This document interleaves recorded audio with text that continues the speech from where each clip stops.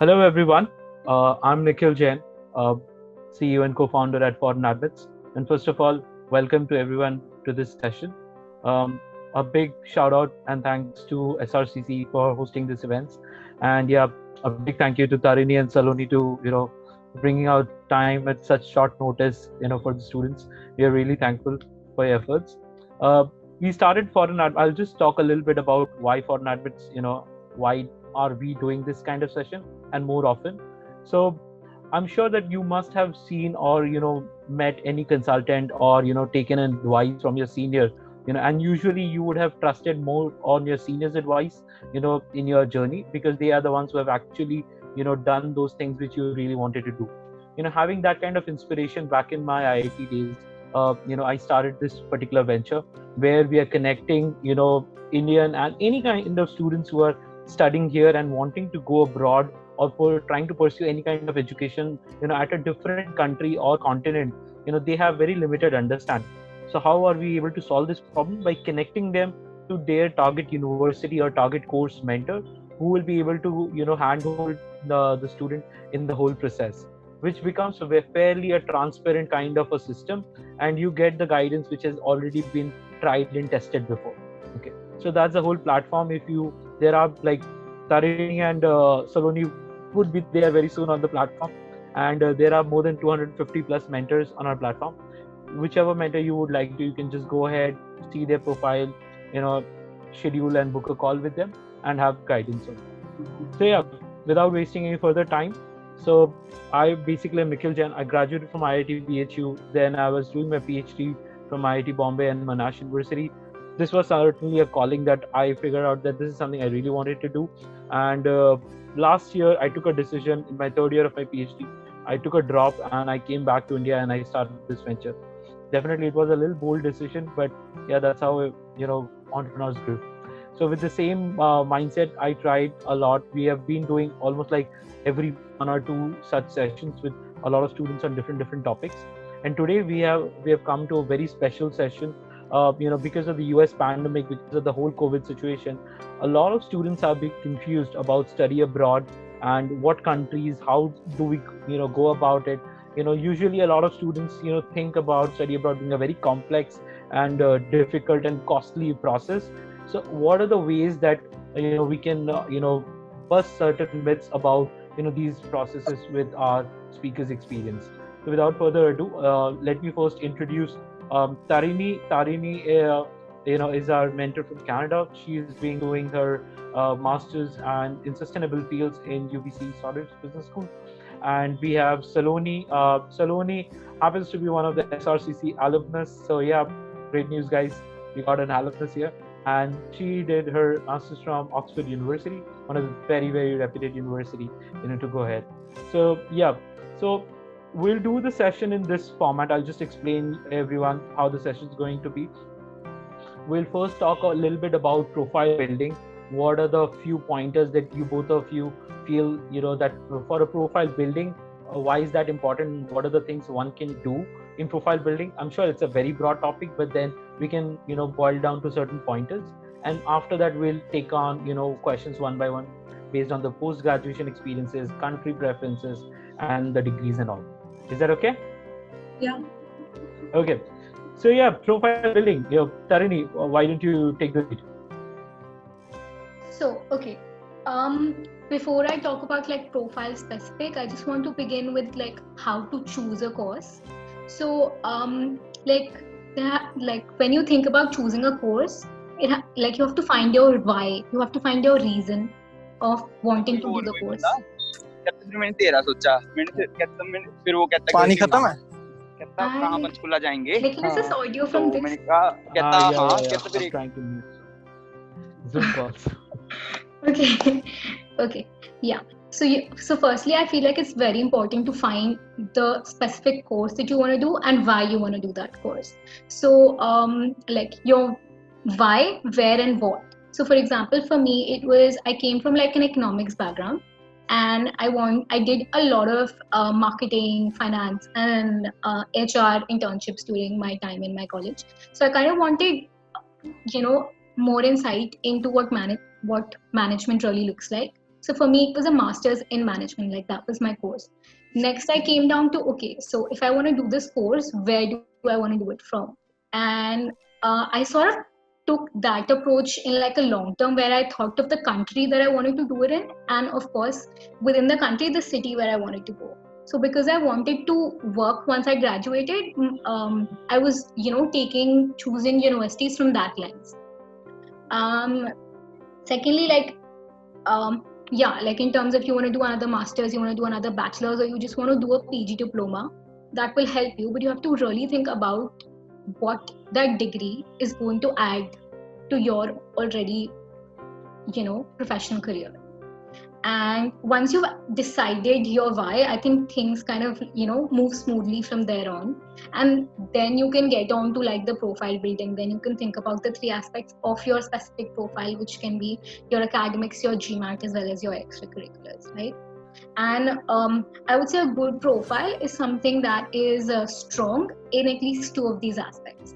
Like you can have great extracurriculars, you can have great academics, you might have like an okay GMAT, and the university will still accept you because as long as you're able to show that you're a good candidate, you can add value to their university, and you're able to specifically talk about the value that you bring on the table. And talking specifically about Canadian universities, like Canadian universities don't focus on academics that much. I think they really want to know you as a person, and they focus on your story, who you are, where you come from, and where you want to take it forward.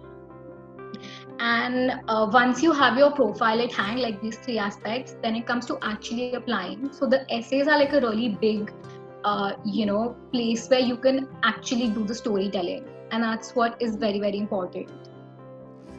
Yeah, that is my 2 cents. Yep. I think that's a fairly good point. I got an admit from UBC only, so I could remember, SS played a huge role in that. But yeah, Saloni, what's your viewpoint?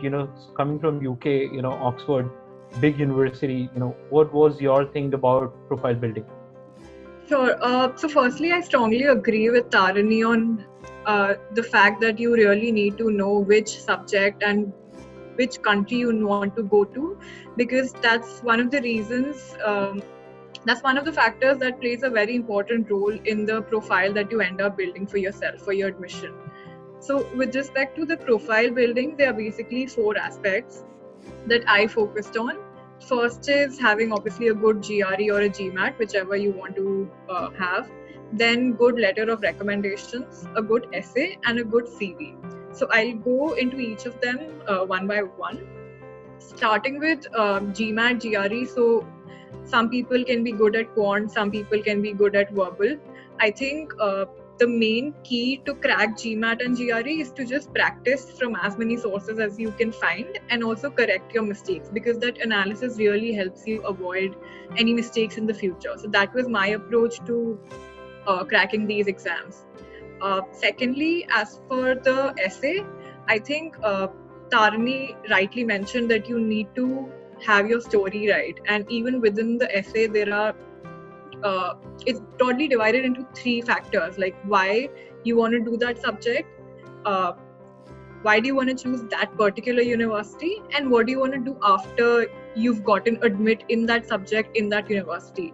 So having clarity in these 3 aspects, I think, is very, very important, because ultimately the university also needs to showcase that the person that they have admitted is going to land up at a good place for the university to maintain its ranking.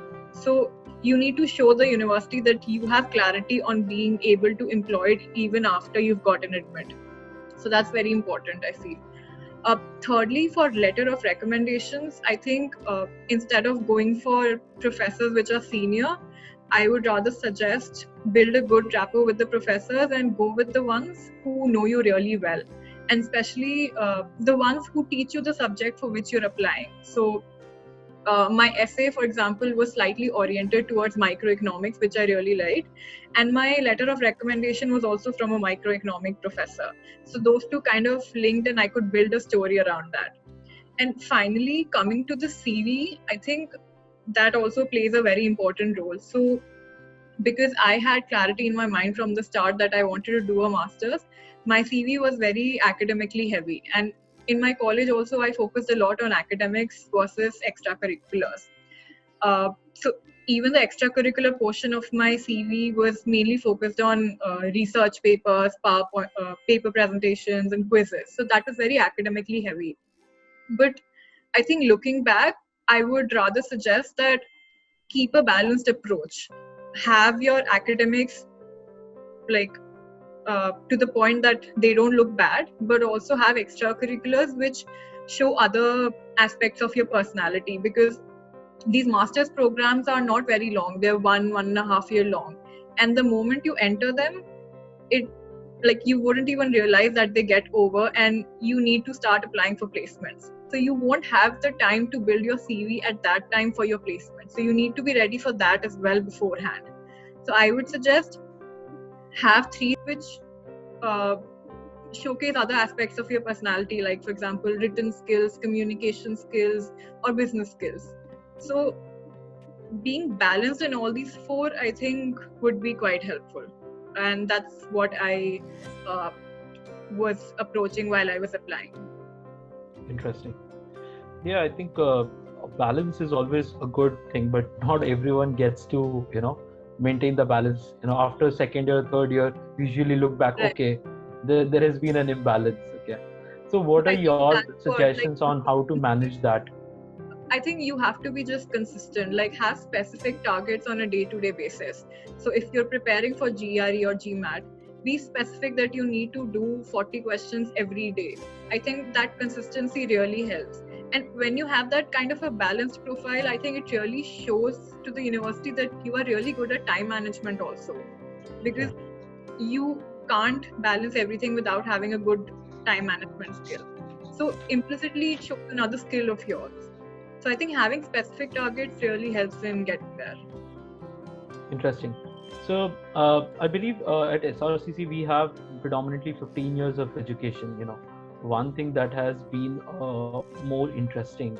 Specifically, I'll right now move to Tarin because there's a one big myth we've been discussing on call that we might need to bust. With 15 years of education being not very popular to go masters, they end up struggling. Like I've personally spoken to a lot of people from Delhi University, and they said, sir, I think I need to do MCom or MSc and then probably I'll get a university. So what are your opinion, in this kind of situation where people have 15 years of education and they want to, go for their masters right away after that? Because a lot of reasons comes into this particular picture. I'll just tell you from our experience of talking to students, either there is a need for a brand, either there's a need for a, quality education or exposure, which is being the number one choice among the students why they want to go abroad is exposure. So with that 15 years of thing, how do you see that? Is it a bad thing to go, is it possible for students to go after their bachelor's, or like what do they prepare? How was your thing, your journey in that? Yeah, great question, Nikhil. And I also kind of struggle with the same issue while I was initially looking at Canada, because a lot of universities that the first website that I opened and I looked for like admission requirements, the first thing it said like we want a 4-year undergrad, and I was quite taken aback. And so the person who was guiding me, the first thing he sort of got me to do was like he was the one to bust my myth, and he actually helped me. His approach was, they say they want 4 years, but they take people who have 3 years of education.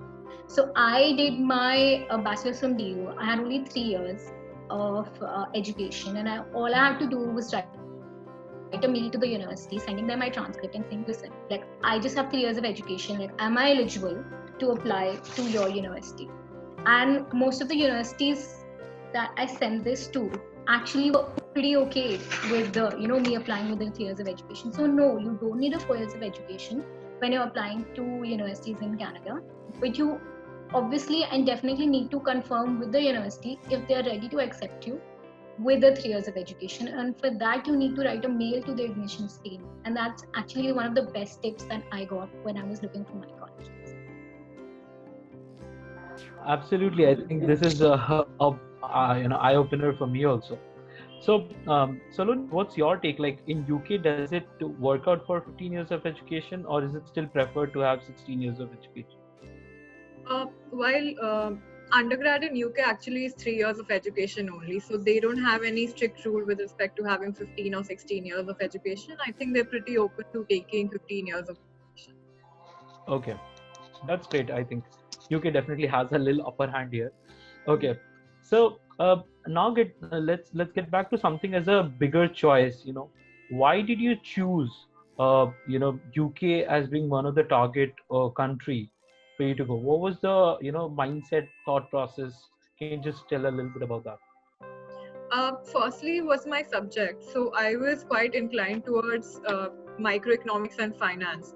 And UK, US were one of the two areas which are like really heavy on finance, being the London and the Wall Street area. So I think my primary reason was being closer to the center so that I get more practical exposure in the subject. So that was my idea of choosing UK. Okay. And Tarini, what was your thought about choosing? Choosing Canada? Yes, absolutely.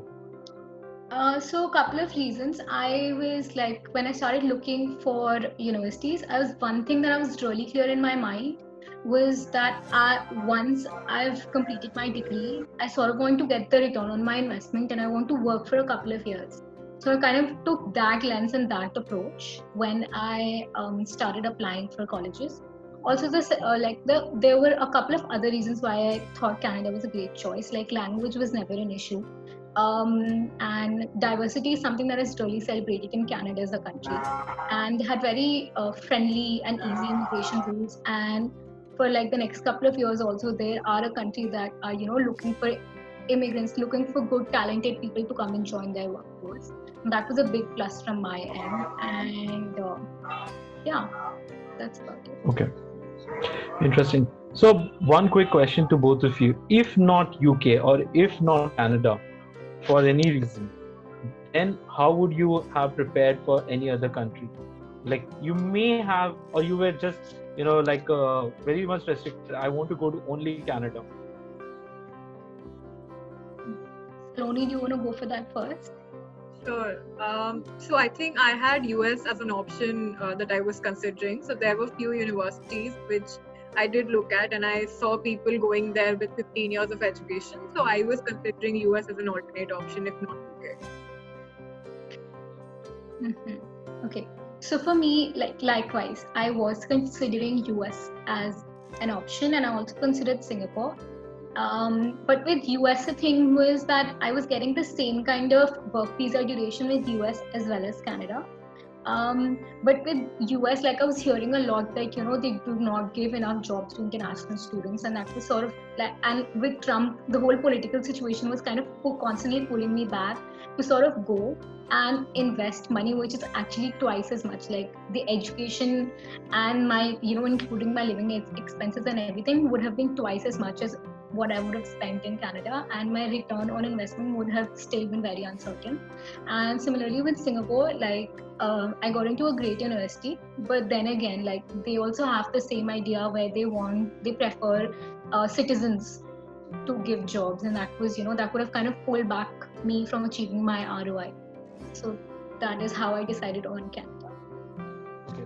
Yeah, I think this is a fairly good choice. Is ultimately you would want a job in the end after your masters. So let's focus a little bit on your degrees. Your degree education. Okay, you have lived in in Canada. You just graduated from UBC. So congratulations for that. So we want to know both from you and Tarini, Saloni, from Saloni and Tarini. Okay, I'm a little bit messed up here. Sorry. So yeah. So what kind of degrees are being now more popular that you see, in terms of the employment perspectives, where you believe UK or Canada, are booming currently as per the employments, where students can, even look towards unconventional degrees, or even in the conventional, how to pick and choose a particular degree. It's a very general question that I've been asked a lot of times. What to pursue? And trust me, this is a question not even from students. People with 6-7 years of work experience are also clueless about that. So how do you think about what kind of thought process to be put? And currently in your countries, what kind of areas are becoming more prominent in terms of employments? Okay, so for Canada, the lots of things actually. You can look at the IT sector. You can go for courses such as business analytics. Like there's a lot of need for people in tech. You can go for, speaking of tech, you can go in for something like biotech. These are like good booming industries. At the same time, natural resource industries, sustainability is becoming like a really big theme in that. It has been for a while, but it's still growing. Like in India, we're figuring out this sustainable, like this topic of sustainability. Canada is sort of way ahead and they're kind of progressing forward in that sense. And there's a lot of I would say disruption in like banking and finance sectors, and so that's also a sector you can look at. But then again, like, this is only how much I know, and this is kind of where like individual research kicks in. Yes. And you would really have to dig deep into what field that you like and what are the opportunities that are available in that country that you want to go to. Okay. I think firstly, talking about the number of applications, I think this year they're going to increase quite massively, because given that the job market is not doing well, people would want to rather spend a year or two studying and upgrading themselves. Having said that, I think it's very important that you go for what you really are interested in, because with the increase in number of applications, the competition is going to massively increase. And especially in UK, I think in UK, subjects like economics, finance, management, London being the finance hub, these subjects are very, very popular. And again, given the increasing number of applications, it becomes increasingly difficult to differentiate yourself and get admit. So I think one should not go for what is becoming popular, but one should rather research and see what they actually want to go into. And I think that would be a good way to look at it. Yeah, I think that's a very wise way to choose, because trends may vary, but your interest will not, in that sense. Okay, now let's get back to your your student life. How was the living experience for you at Oxford? What are the learning experiences that you had spent with your couple of years in Oxford? So can you tell a little bit about that, and then probably we'll get into a little bit of living expenses and all those numbers. Sure. So if I compare it with SRCC, I think it was very, very different. So SRCC, I was a rather academically oriented student, being in classes all the time and studying. But I think Oxford really gave me the exposure of the practical aspects of what I actually wanted to do. So we used to have regular networking events with industry leaders in different industries. So every week you would have directors or VPs coming from management consulting companies, investment bankings, and other industries that you would want to try your hand to. So I think that exposure really made me see and made me understand what I wanted to go into. But apart from that, I think just interacting with such a wide, vast cohort of people from different countries, I think that really, it just helps you become a different person altogether. In the sense that your mindset becomes much more wider. You start to try out different things. You're not restricted to just being in class and listening to the professor. That's obviously an important thing, but I think to build an overall personality, it's very important to interact with different kinds of people as well, which is something I think Oxford very well gave a good exposure to. Okay. And what about how did you manage your budgeting and expenses? Like, were you funded or were you self-funded? How did you go about managing? Because that's, again, expense management is a big deal. Yeah, I think I was fully self-funded. There was no scholarship for me, but it is expensive, no doubt about that. But I think you just need to approach it with the way that, okay, target something that you feel is going to get you back what you're spending. So I did an internship in London post my graduation. That, for example, that obviously doesn't fully cover what I spent, but that to some extent was a good stipend that I got. And then obviously because I knew I was going into the sector that I'm actually interested in, I was confident that I would be able to like get my ROI within a decent Yes. amount of time. So I Interesting. think ultimately it's important that you go with a clear mindset of what you want to do and where you want to end up. Absolutely. So, if we, I'll just do a follow-on question here. So, if we, spread the costs here, what was the usual living costs in London? On a monthly expense, what a candidate should look at to spend if they are going for London or UK in general? Monthly, I would say 1.5 lakh per month. Easily, yeah. Interesting. Okay. Cool then. So over to Tarini. So how about Canada? You just graduated, so definitely a lot of things going on in the budget and expense management. How did you go about it? So, like Saloni, I was self-funded, no scholarship. And in terms of like living expenses, I would say like very similar. Like I think within like if so, here's the thing for me, like if you're living closer to campus, your expense is higher because like especially talking about UBC and Vancouver, like the closer you are to campus, the more secluded you are from the city.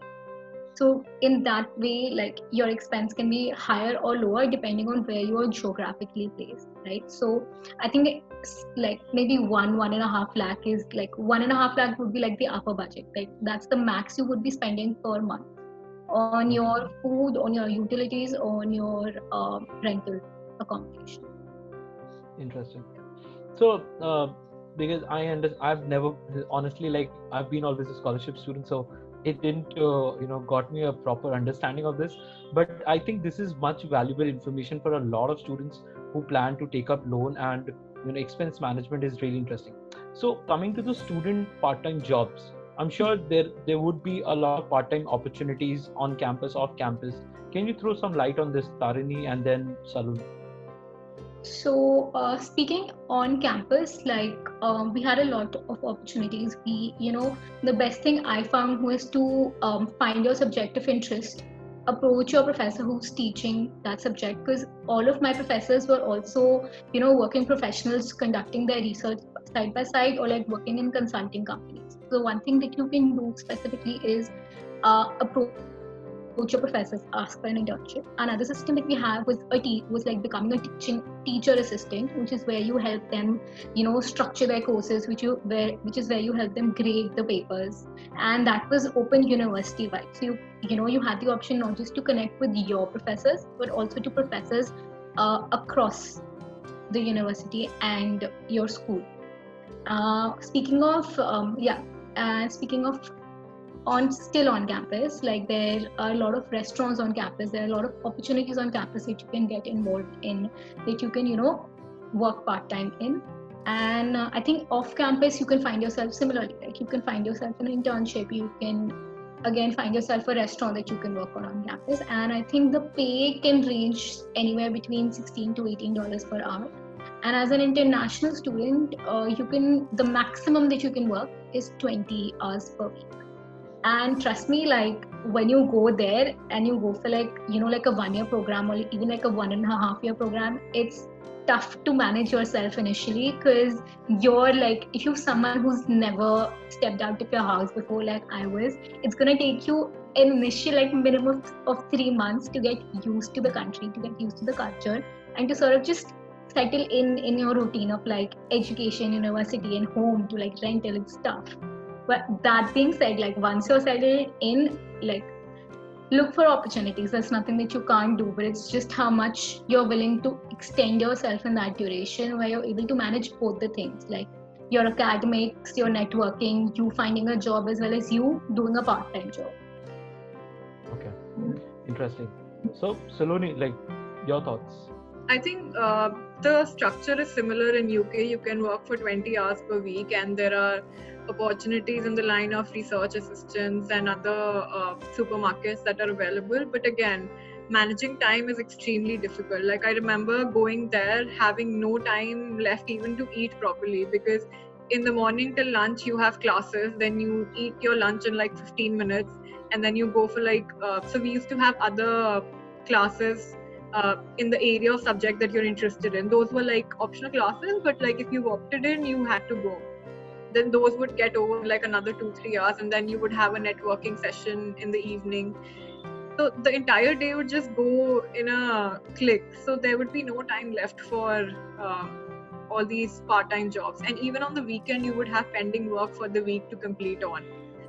So for me, at least, I had no time left to look at these part-time during the course internships. Interesting. Yeah, I think it's very tricky if you're going for a 1 year. Definitely Yeah. advise to students focus on your academics, because these Right. part-time jobs could be a part-time thing. You need to get a job, a real job, Yeah. probably. Plus, So, you yeah. start in September, and I remember going in September and seeing that people have already started applying for jobs for the next year. So the race just starts immediately as soon as you enter. Wow, that's That's an very eye-opener. true. Yeah. Okay, interesting. So yeah, for students, definitely be on your toes if you're going there.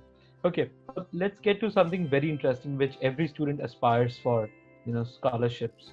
Okay, how was your experience? I understand that you didn't, get a scholarship, but what are the other scholarships that students can look at? What different varieties of scholarships that students usually don't understand? Because trust me, I've come through the, market research.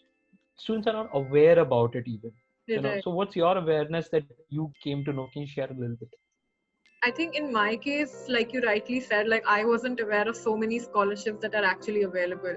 Like for Indian students itself, there are scholarships in Oxford.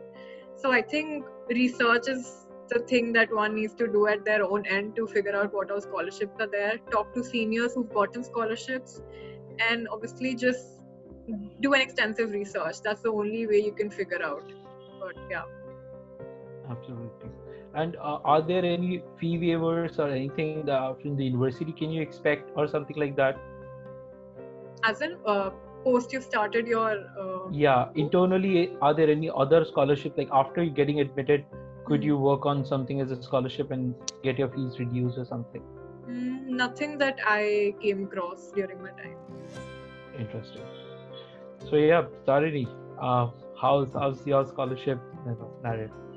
So, like Salon, I applied really late. So I started applying in the third round of their admit.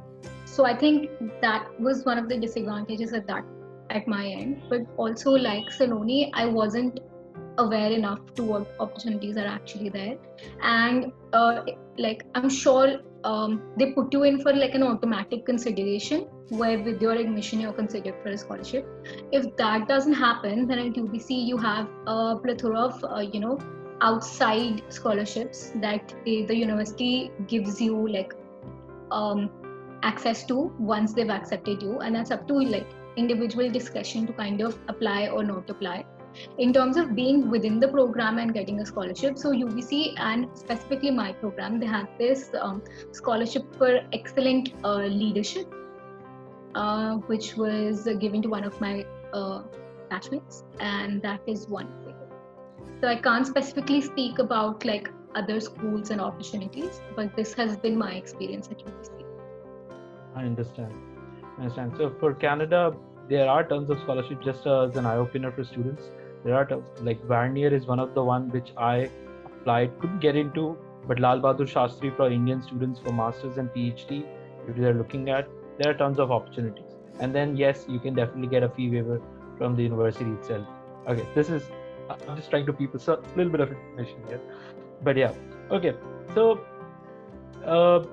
you have already answered, like if not Canada and UK. So let's get to the current situation. The most important fear among the students is, after pandemic, there have been news about universities charging exorbitant fees online, increasing the fees online, and then how's the that's something came to, I think, today itself in the news, that a lot of universities across the world, not just Canada and UK, have started to increase their tuition fees, for the online education.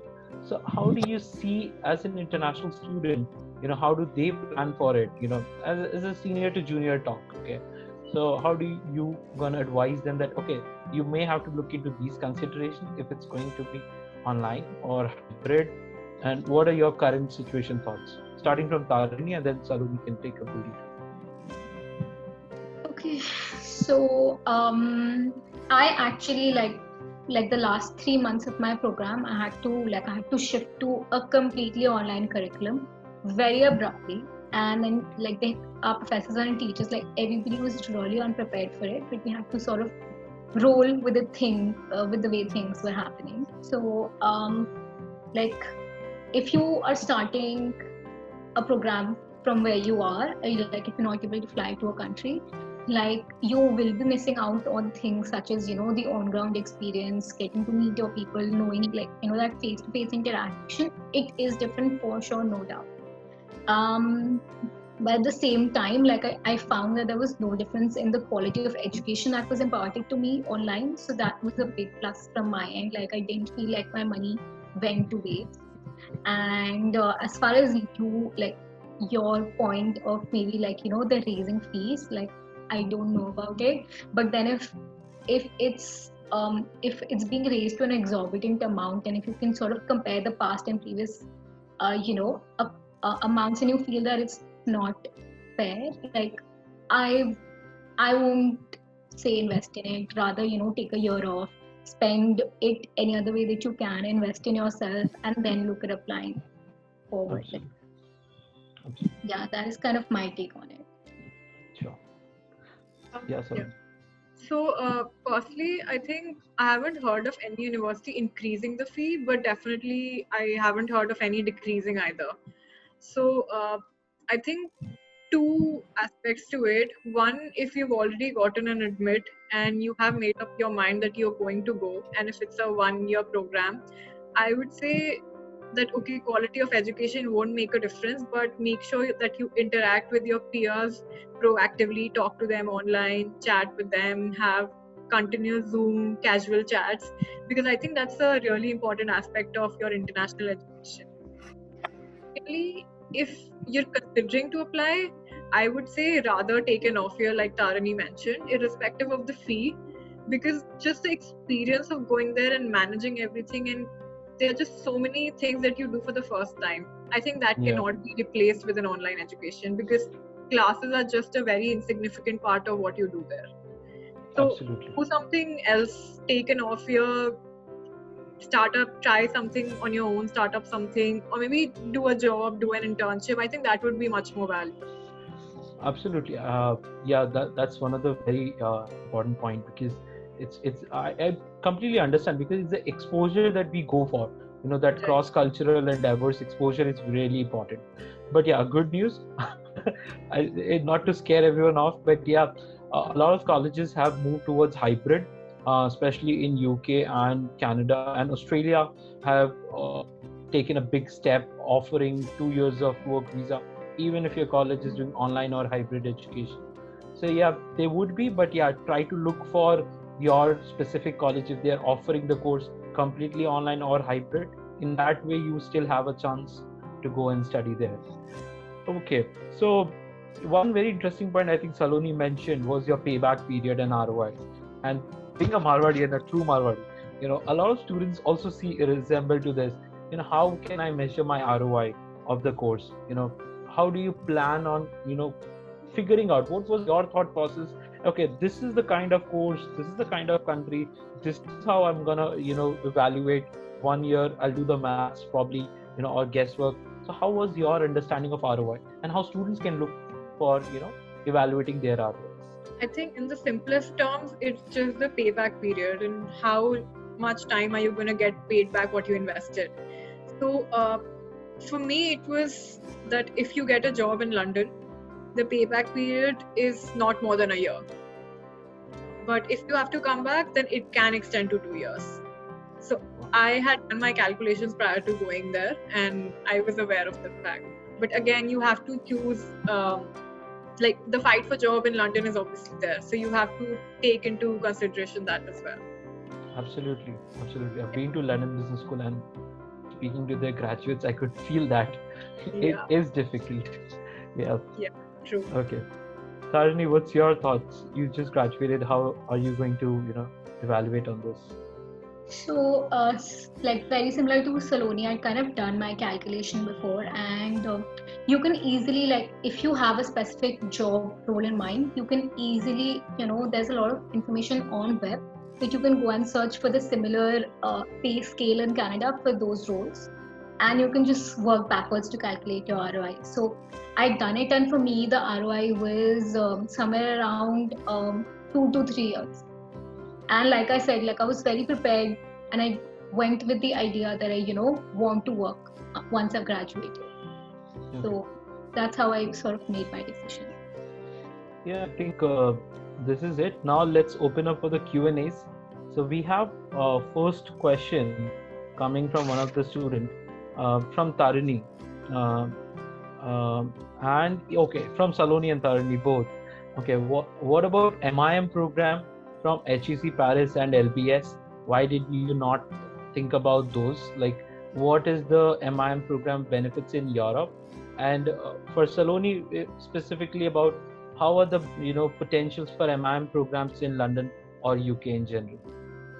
So whoever wants to take this can start, and I'll shift it. Okay. Do you want to start first? No, I think you already started. Okay. So for me, if I talk about myself, like I mentioned, I was clear on the subject that I had interest in. So I really focused on what courses I wanted my subject to have. And MIM was a more management focused subject, so I did not consider it. But having said that, I have come across people who've done courses in MIM from LBS. And I think one advantage that you have being in LBS is that you're closer to the city. So the chances of networking are much higher. And one thing I noticed is that when you're doing a course, say in LBS or LSE, for example, or Cambridge or Oxford, I think what course you do does not matter much for your employment. For your employment, what matters is that you're doing well what you're doing and that you have an all-round personality. That is what they look at. Course is something that is your choice and that is of your interest. But from an employment perspective, again, repeating myself, they look at how well you're doing what you're doing. Interesting. That's a cool thoughts. Yep. Yeah. Okay, so let's begin with HEC, and I'm assuming you're asking about HEC Paris. So for me, I kind of already vetoed countries that had like a different language, because I'd heard from a lot of people who went and studied that language sort of became a bigger criteria when you went out looking for a job. And I know friends who are studying in France right now, and like this, I hear the same things, like you need to know the language that is the primary language of the country. And if you've studied French and if you think you want to learn that language, great, like go ahead. That's something that people do, but it's also a very personal choice. Technically with LBS, I didn't apply there. Why? Because I didn't think I had that great a GMAT score, even though I had a great profile otherwise to get through an LBS. And at the same time, like I'd heard very similar things for UK during my period of application, that it's very difficult to get a job.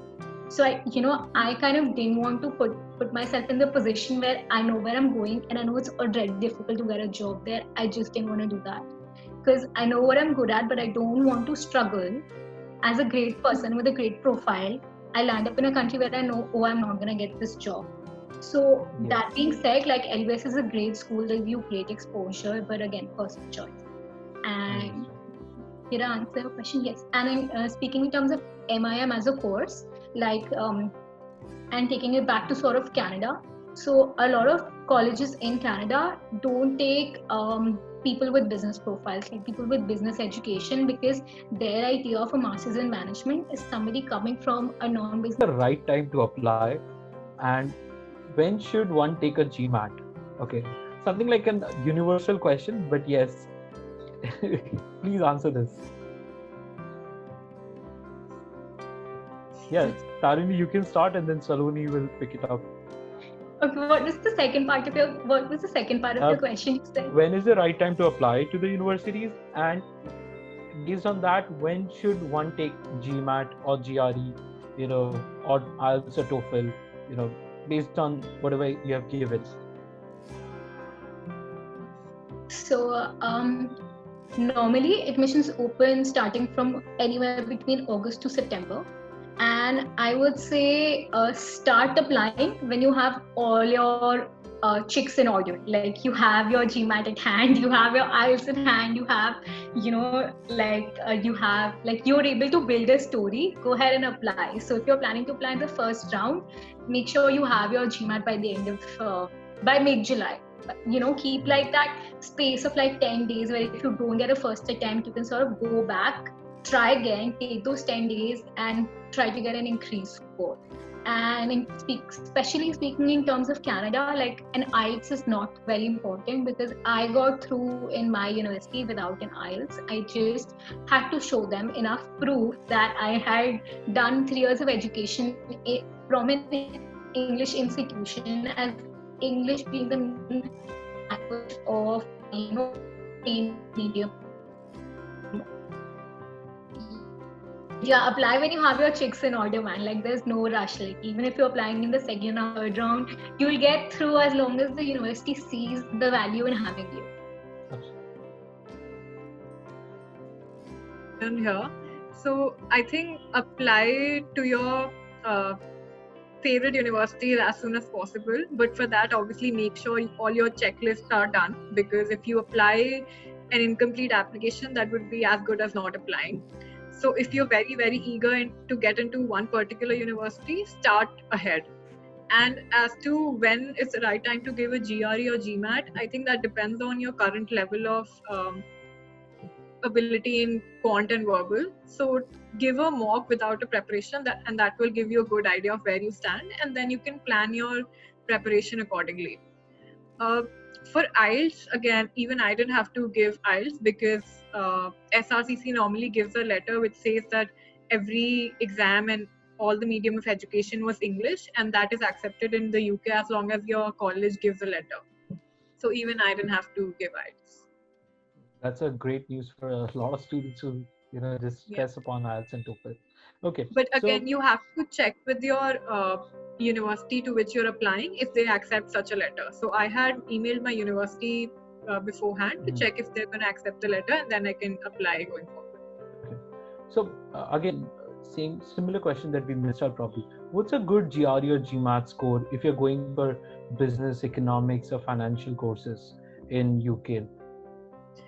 Best way to figure that out is to go to the university website and see what the average score is. So I think that average score is a very good indication of what kind of score the university admits. Okay. Yeah, very, very similar answer. Actually, the exact same. So someone said that he has applied to 2 UK university and York University for MSc Finance and University of Exeter for MSc Financial Analysis and Fund Management. Which university is semi-target for banking or finance jobs in UK? So he doesn't have a work like a fresher, a very typical scenario. Freshers wanting to get into banking and finance. What kind of universities in UK they must target, or what could be the strategy to target a university? Because I'm sure we can't fix a university name, but what should be a strategy to target that? I think addressing the question, he's asking about what is a semi-target university for banking and finance, right? Yes. So I think what I experienced was that there are people there in the UK who've taken 1 year drop year and done 3 to 4 internships in big banks. So you're competing against those people. So if you don't have any work ex in banking or finance sector, I would say it's a very, very hard call unless you have something very extraordinary to get you an interview invitation. Okay, interesting. So I think the next question is specifically for Tarini because it's talking about MIM. What are the MIM programs would you recommend if employment is the main thing one has in their mind? And how do you compare the ROI across these MIM programs? And how would you compare the ROI with 2+2 deferred MBA program, which is one of the very big competitor to MIM also nowadays? Okay, great question. I think I looked at. I think I would recommend Ireland as a country. in terms of like getting the opportunity to work there and getting the ROI. And what was the next part? So employment wise, what kind of IMIM programs would you recommend, and how do you compare the ROI across one or two MIM, let's say from Germany, WHO versus St. Gallen versus MIM and UBC? So how do you compare the ROIs usually? What's your strategy there?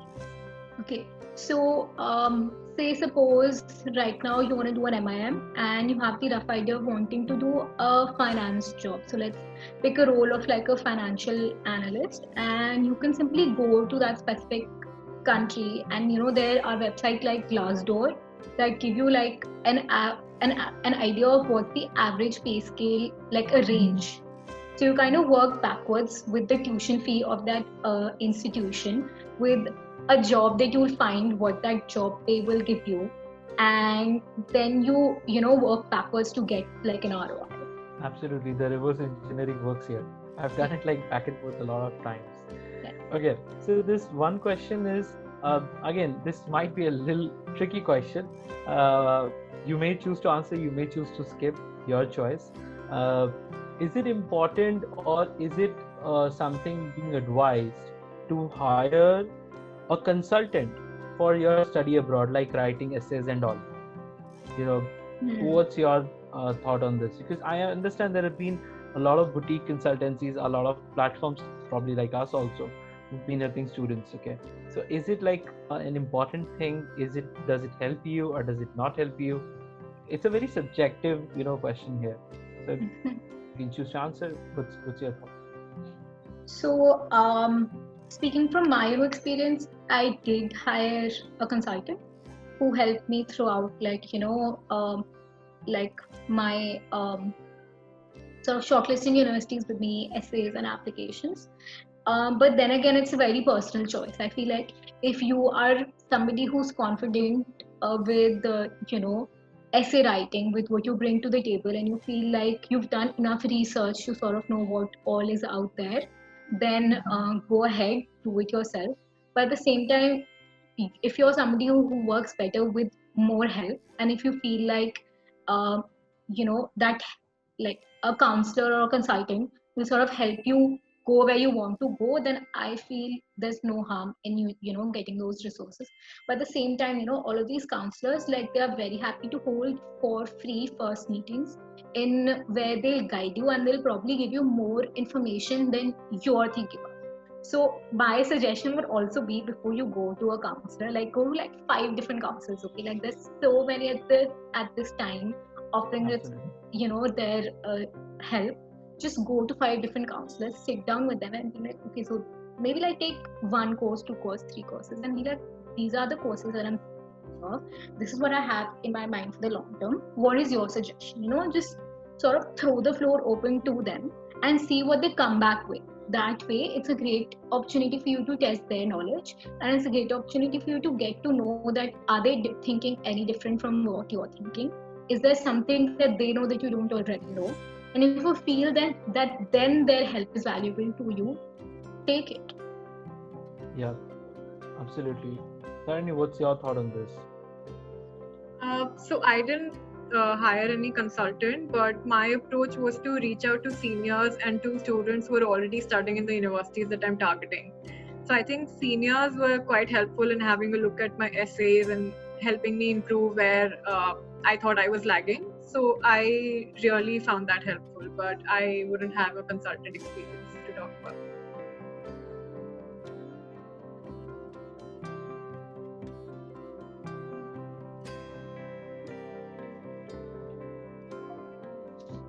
Oh, sorry. Yeah, I think from my perspective, I personally, since I'm running the platform, I'll be very honest about it. Okay, I did everything with our seniors' help. I was very much privileged to get amazing seniors and even professors as my seniors who could help me with every process. But yes, it took a lot of time. If you're doing everything by yourself, be prepared to do all those researches. There might be some mistakes also. Be ready for those areas. I missed my MIT application because of that reason, and it's very much daunting sometimes. But yeah, it's something that you have to accept that fact. Seniors guidance definitely is important. So probably if you're going for Oxford in some time future, you may reach out, whom you want to reach out to. So yeah, so that's something is important. Talking about the consultant, I can definitely throw some pointers here, because I have spoken to a lot during our market research. Understand how they think about a particular course, and are they, and also get to know, this is a hack, what are the university types that do they have, and are their recommendations is an overall recommendation, or is it from a very small specific subset of universities that they are only tied up with? Because you don't want to end up a biased recommendation. Someone is trying to go to Oxford may land up in Canada because of a biased recommendation, something I would not recommend you to have. So have a very open choice and open discussion with your consultants. If they are comfortable doing that, they might be the right persons for you. So yeah, I think the last question that we are addressing, probably two questions here. I've done an internship at a bank in my first year, have a good CGPA in college, have done tons of online courses and extracurricular activities. So my profile is in progress, but my quant is weak. So when it comes to GMAT or GRE, how do I go about it for MIM and UK? So yeah, both of you might have to answer. So I would suggest Google different sources for GRE, GMAT, quant. There are like tens of thousands of questions. Do a particular set of questions on a daily basis and correct your mistakes. I think that's something that really helped me a lot. So I don't know any other way to improve. Okay, so I think there's this website, not forgetting the name, it's called GMAT Club. Yeah. And basically you're supposed to like Google your question, and they give you like a step-by-step response now to go about it. So very good strategy if you feel that you're weak in quant would be to take the question that you attempted incorrectly, take it to the website and understand the step-by-step approach, and then compare it to what you did while you attempted that question, and then sort of have like an Excel sheet where you're sort of writing and understanding question by question of your different approach and the correct approach, and then maybe over time that can sort of help you understand and hone your skill in quant. Something similar that I also did, like instead of an Excel sheet, I had a different copy where I would write down all my incorrect questions, so that at the end of every month I would practice those incorrect questions, so that I would just get reinforced with what my mistakes were. So that also really helped. Yeah, I think I did the same during my quota days of IIT JEE preparations. Whatever mistakes that we used to commit in the exams, we used to come back, make an understanding of why did I do this, and make a list of like expense as honest mistakes after that. And this helps. So the last question that we have, it's a very basic question about what are the things that top universities like Oxford, MIT, Harvard, LBS, looks into your profile. Yeah, so that's a very broad and open question, but yeah, this is the final question. There's no one specific thing that they look at. I think going back to my first answer, it's very important to have a balance between your CV, your essay, your GRE, GMAT score, and your LOR. And all of them shouldn't be separate. They should all tie together to tell a unique and different story. So I think if all of them are balanced and strong, then it becomes a very strong case for the university to consider you. Okay. Yeah, and to specifically add to your answer, they don't just look at what's on paper, they kind of look at who you are, if you're somebody who's taking initiative, if you're somebody who's a team member, because they basically what they want to understand is that when you get there, are you a fit for their university? Are you somebody who will fit into the kind of cohort that they have, right? So if you're able to sort of portray yourself as an ideal candidate, and maybe not even an ideal candidate, actually, if you're able to show what uniqueness that you bring to the table, I think that's the best part. And if they want to take you, they'll take you. Yep, I think this was the last question. So probably one last note about what do you want to give as a message or suggestion to the incoming study abroad aspirants. What's your message, Tarin? I would just say it's great that you're thinking about your future and you're really serious about what you want to do.